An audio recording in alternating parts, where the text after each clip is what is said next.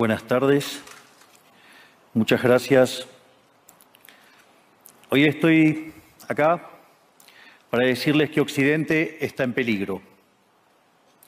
Está en peligro porque aquellos que supuestamente deben defender los valores de Occidente se encuentran cooptados por una visión del mundo que inexorablemente conduce al socialismo y, en consecuencia, a la pobreza.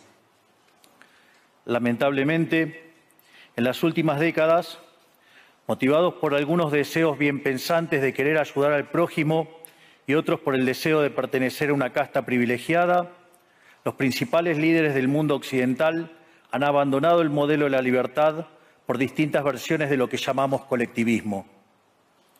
Nosotros estamos acá para decirles que los experimentos colectivistas nunca son la solución a los problemas que aquejan a los ciudadanos del mundo, sino que, por el contrario, son su causa. Créanme, nadie mejor que nosotros los argentinos para dar testimonios de estas dos cuestiones. Cuando adoptamos el modelo de la libertad, allá por el año 1860, en 35 años nos convertimos en la primer potencia mundial, mientras que cuando abrazamos el colectivismo, a lo largo de los últimos 100 años, vimos cómo nuestros ciudadanos comenzaron a empobrecerse sistemáticamente hasta caer en el puesto número 140 del mundo.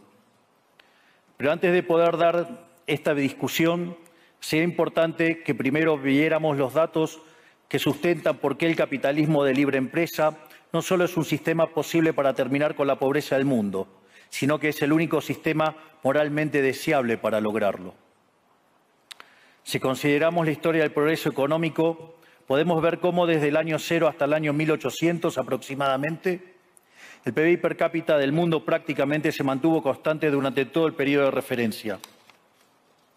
Si uno mira un gráfico de la evolución del crecimiento económico a lo largo de la historia de la humanidad, uno estaría viendo un gráfico con la forma de un palo de hockey, una función exponencial que se mantuvo constante durante el 90% del tiempo y se dispara exponencialmente a partir del siglo XIX. La única excepción a esta historia de estancamiento se dio a finales del siglo XV con el descubrimiento de América.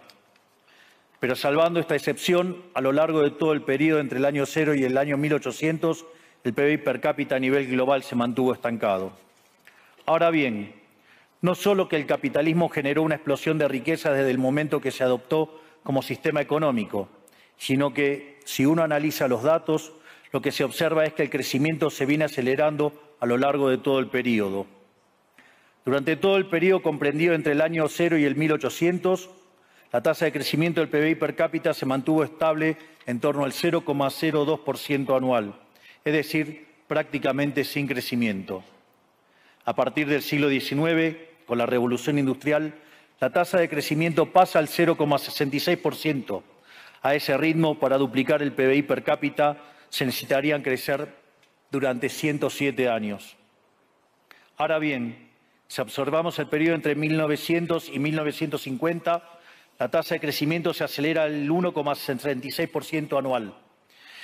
Ya no necesitamos 107 años para duplicar el PBI per cápita, sino 66. Y si tomamos el periodo comprendido entre 1950 y el año 2000, vemos que la tasa de crecimiento fue de 2,1% anual, lo que derivaría en que en solo 33 años podríamos duplicar el PBI per cápita del mundo. Esta tendencia, lejos de detenerse, se mantiene viva aún hoy. Si tomamos el periodo entre el año 2000 y el 2023, la tasa de crecimiento volvió a acelerar el 3% anual, lo que implica que podríamos duplicar nuestro PBI per cápita en el mundo en tan solo 23 años.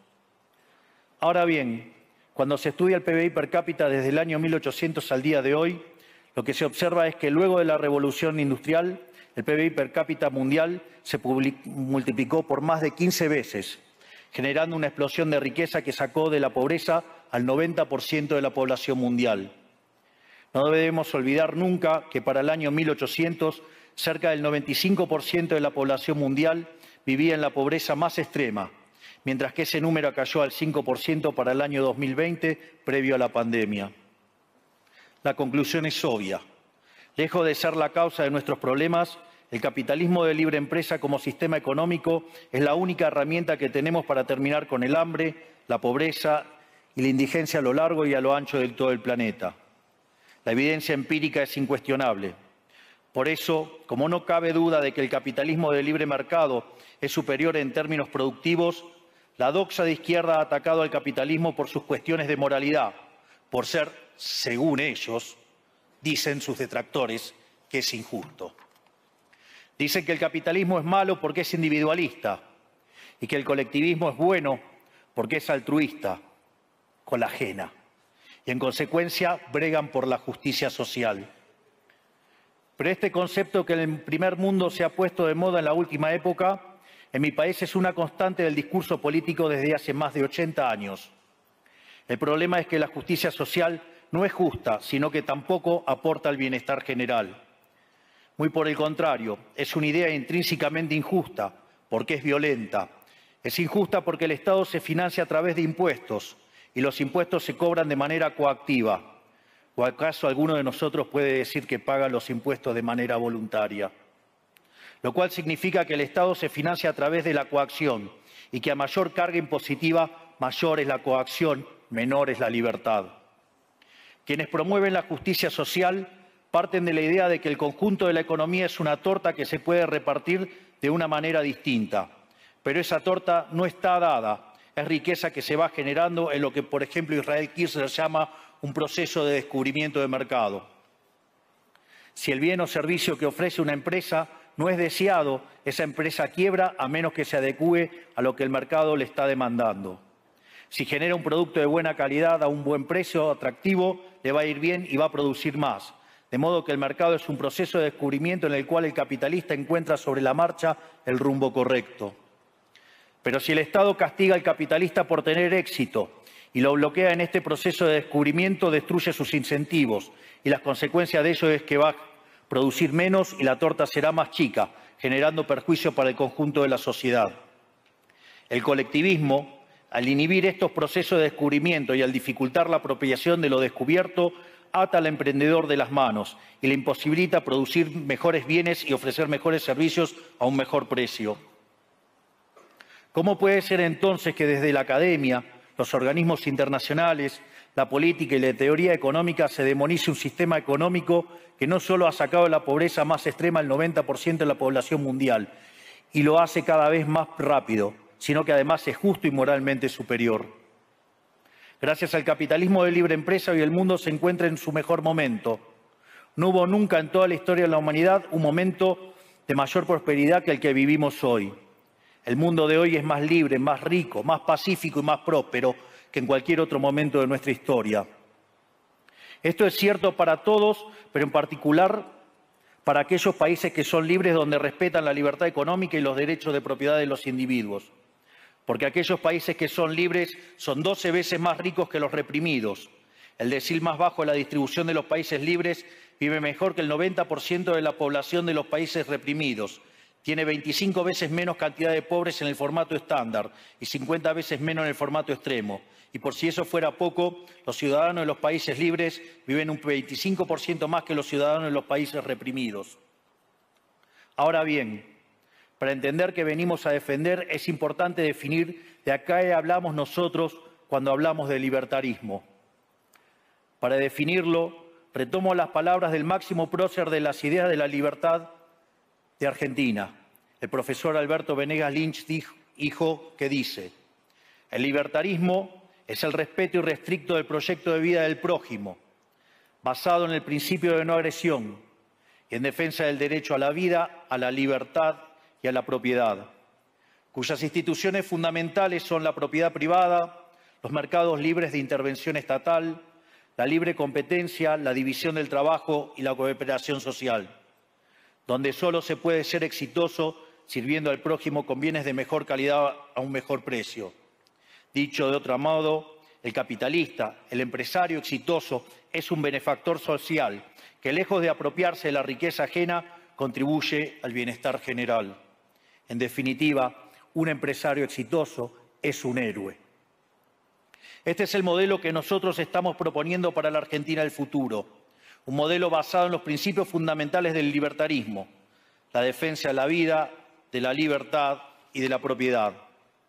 Ahora bien, Si el capitalismo de libre empresa y la libertad económica han sido herramientas extraordinarias para terminar con la pobreza en el mundo, y nos encontramos hoy en el mejor momento de la historia de la humanidad, vale la pena preguntarse, ¿por qué digo entonces que Occidente está en peligro? Digo que Occidente está en peligro justamente porque en aquellos países que deberíamos defender los valores del libre mercado, la propiedad privada y las demás instituciones del libertarismo, sectores del establishment político y económico, algunos por errores en su marco teórico y otros por ambición de poder, están socavando los fundamentos del libertarismo, abriéndole las puertas al socialismo y condenándonos potencialmente a la pobreza, a la miseria y el estancamiento. Porque nunca debe olvidarse que el socialismo es siempre y en todo lugar un fenómeno empobrecedor, que fracasó en todos los países que se intentó. Fue un fracaso en lo económico, fue un fracaso en lo social, fue un fracaso en lo cultural y además asesinó a más de 100 millones de seres humanos. El problema esencial de Occidente hoy es que no solo debemos enfrentarnos a quienes, aún luego de la caída del muro y la evidencia empírica abrumadora, siguen bregando por el socialismo empobrecedor, sino también a nuestros propios líderes, pensadores y académicos que, amparados en un marco teórico equivocado, socavan los fundamentos del sistema que nos ha dado la mayor expansión de riqueza y prosperidad de nuestra historia. El marco teórico al que me refiero es el de la teoría económica neoclásica, que diseña un instrumental que, sin quererlo, termina haciendo funcional la intromisión del Estado, el socialismo y la degradación de la sociedad. El problema de los neoclásicos es que, como el modelo del que se enamoraron no mapea contra la realidad, atribuyen el error al supuesto fallo del mercado, en vez de revisar las premisas de su modelo. Sobre pretexto de un supuesto fallo de mercado, se introducen regulaciones que lo único que generan es distorsiones en el sistema de precios que impiden el cálculo económico y, en consecuencia, el ahorro, la inversión y el crecimiento. Este problema radica esencialmente en que ni siquiera los economistas supuestamente libertarios comprenden qué es el mercado, ya que si se comprendiera, se vería rápidamente que es imposible que exista algo así como un fallo de mercado. El mercado no es una mera descripción gráfica de una curva de oferta y otra de demanda en un gráfico.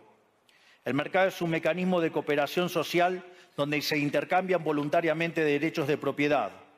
Por lo tanto, dada esta definición, hablar de fallo de mercado es un oxímoron.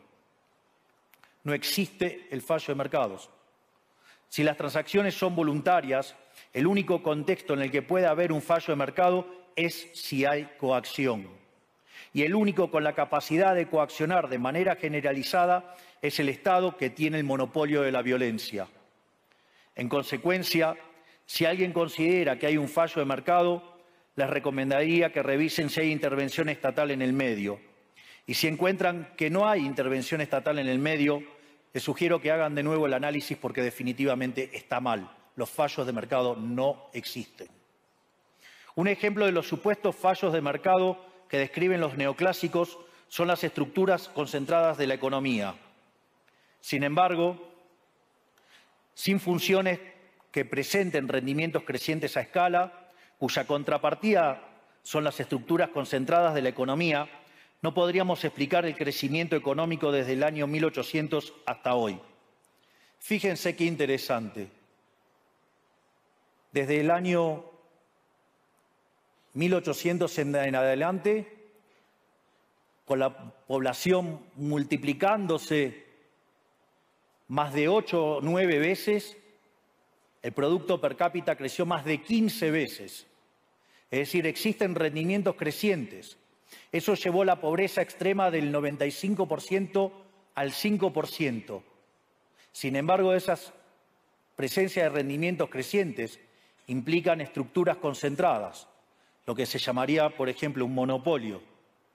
¿Cómo puede ser que algo que haya generado tanto bienestar para la teoría neoclásica, eso es un fallo de mercado? Economistas neoclásicos, salgan de la caja. Cuando el modelo falla, no hay que enojarse con la realidad, hay que enojarse con el modelo y cambiarlo. El dilema que enfrenta el modelo neoclásico es que dicen querer perfeccionar el funcionamiento del mercado atacando lo que ellos consideran fallos, pero al hacerlo no solo abren las puertas del socialismo, sino que atentan contra el crecimiento económico. Ejemplo, regular monopolios, destruirle las ganancias y destrozar los rendimientos crecientes, automáticamente destruiría el crecimiento económico. Dicho de otro modo, cada vez que ustedes quieran hacer una corrección de un supuesto fallo de mercado, inexorablemente, por desconocer lo que es el mercado o por haberse enamorado de un modelo fallido, están abriendo las puertas al socialismo y están condenando a la gente a la pobreza. Sin embargo, frente a la demostración teórica de que la intervención del Estado es perjudicial, la evidencia empírica de que fracasó porque no podía ser de otra manera, la solución que propondrán los colectivistas no es mayor libertad, sino que es mayor regulación, generando una espiral descendente de regulaciones hasta que todos seamos más pobres y a la vida de todos nosotros dependa de un burócrata sentado en una oficina de lujo. Dado el estrepitoso fracaso de los modelos colectivistas y los innegables avances del mundo libre, los socialistas se vieron forzados a cambiar su agenda. Dejaron atrás la lucha de clases basada en el sistema económico para reemplazarla por otros supuestos conflictos sociales igual de nocivos para la vida en comunidad y para el crecimiento económico. La primera de estas nuevas batallas fue la pelea ridícula y antinatural entre el hombre y la mujer. El libertarismo ya establece la igualdad entre los sexos. La piedra fundacional de nuestro credo dice que todos los hombres somos creados iguales, que todos tenemos los mismos derechos inalienables otorgados por el Creador, entre los que se encuentran la vida, la libertad y la propiedad.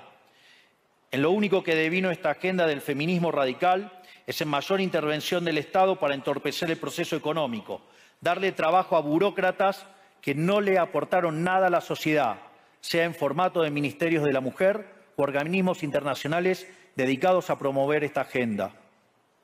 Otro de los conflictos que los socialistas plantean es del hombre contra la naturaleza. Sostienen que los seres humanos dañamos el planeta y que debe ser protegido a toda costa, incluso llegando a abogar por mecanismos de control poblacional o en la agenda sangrienta del aborto. Lamentablemente, estas ideas nocivas han pregnado fuertemente en nuestra sociedad. Los neomarxistas han sabido cooptar el sentido común de Occidente. Lograron esto gracias a la apropiación de los medios de comunicación, de la cultura, de las universidades y sí, también de los organismos internacionales. Este último caso es el más grave, tal vez, porque se trata de instituciones que tienen enorme influencia en las decisiones políticas y económicas de los países que integran esos organismos multilaterales. Por suerte, somos cada vez más los que nos atrevemos a levantar la voz, porque vemos que si no combatimos frontalmente estas ideas, el único destino posible es que cada vez vamos a tener más Estado, más regulación, más socialismo, más pobreza, menos libertad y, en consecuencia, peor nivel de vida. Occidente, lamentablemente, ya comenzó a transitar este camino. Sé que a muchos les puede sonar ridículo plantear que Occidente se ha volcado al socialismo, pero solo es ridículo en la medida que uno se restringe a la definición económica tradicional del socialismo, que establece que es un sistema económico donde el Estado es el dueño de los medios de producción. Esta definición debería ser, desde mi punto de vista, actualizada a las circunstancias presentes.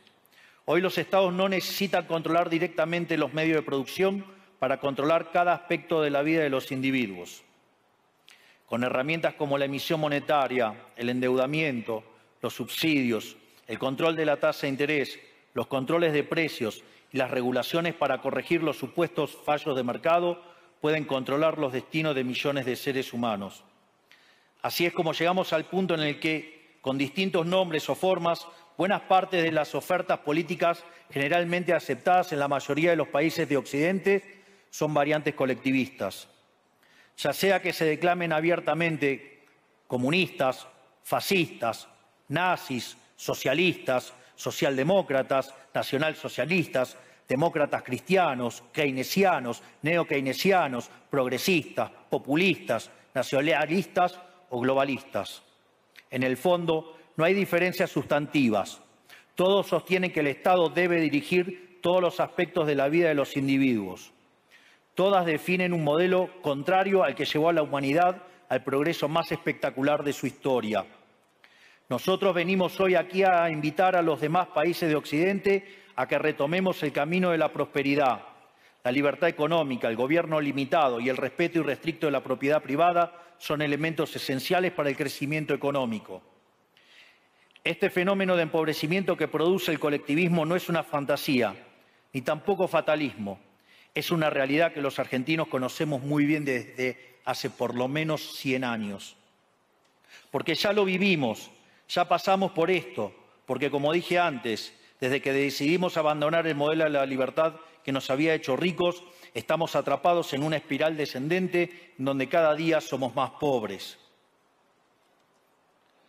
Esto es, ya lo vivimos nosotros y estamos acá para alertarlos acerca de lo que puede pasar si los países de Occidente, que se hicieron ricos con el modelo de la libertad, continúan por este camino de servidumbre.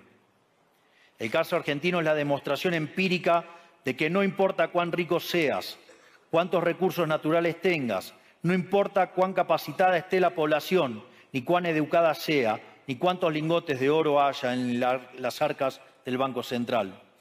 Si se adoptan medidas que entorpecen el libre funcionamiento de los mercados, la libre competencia, los sistemas de precios libres, si se entorpece el comercio, si se atenta contra la propiedad privada, el único destino posible es la pobreza.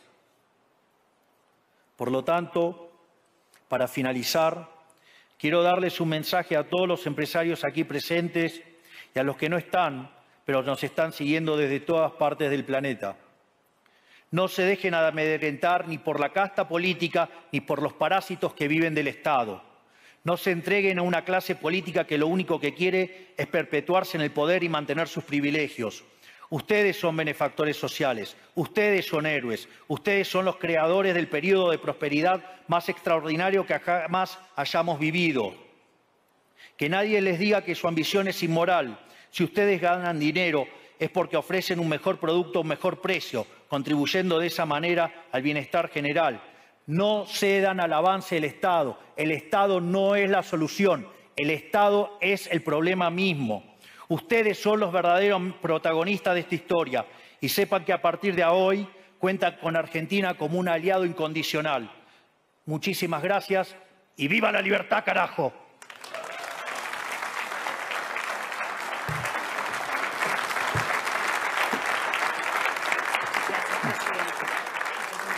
Gracias. Vamos a salir por la derecha también. Vamos a pasar. Fantástico. Gracias.